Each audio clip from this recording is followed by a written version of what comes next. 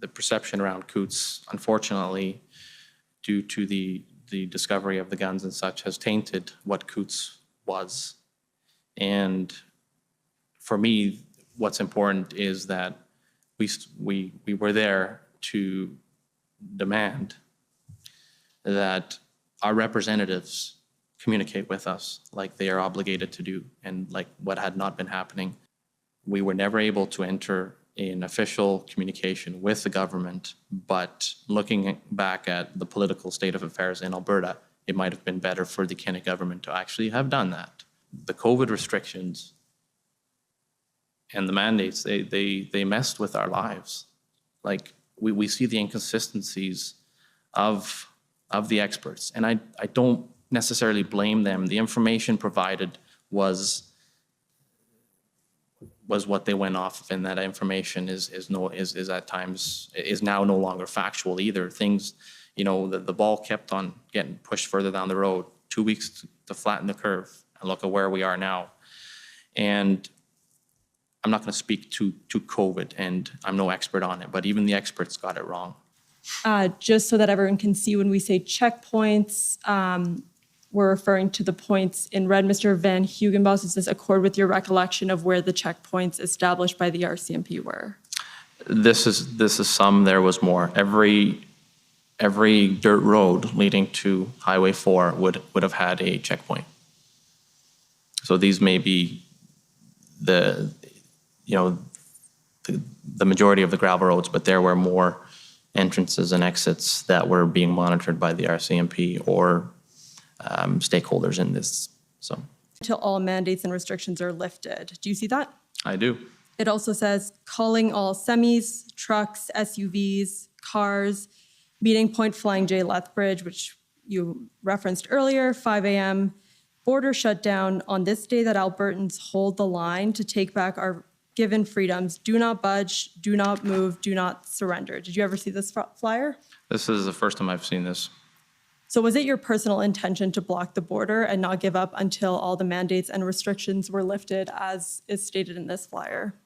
It was never my intention to block the border. It was always our intention to create an inconvenience at the border in the afternoon of January the 29th.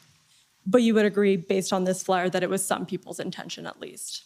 Based on this flyer, I could see that there were people who would have these intentions. Back to the lanes opening up, we were in discussions with residents, school board, et cetera, to allow the buses free flow, to allow traffic, the residents in and out, all of that. Plus, we were in no position to hold the highway shut.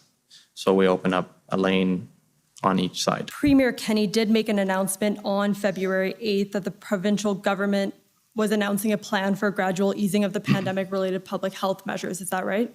Correct. And based on our response to his message, it was not the message we were looking for.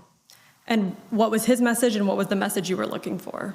The message that Kenney gave was, it was a phased approach with a lot of maybes.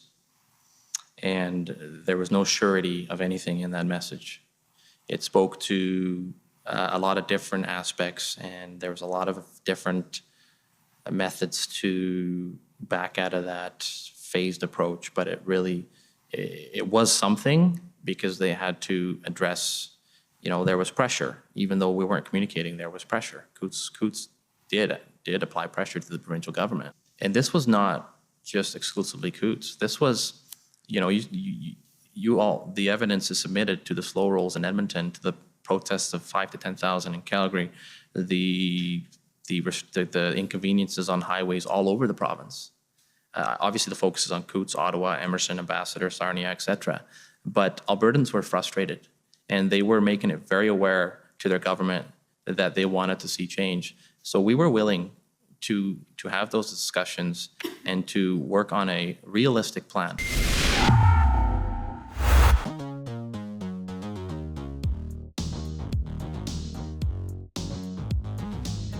Freedom in the year 2022, for me, folks, it means the return of Rebel Live. Now, Rebel Live is an annual event we used to put on before the man, or was it the COVID Karen, made us shut it down during the pandemic years.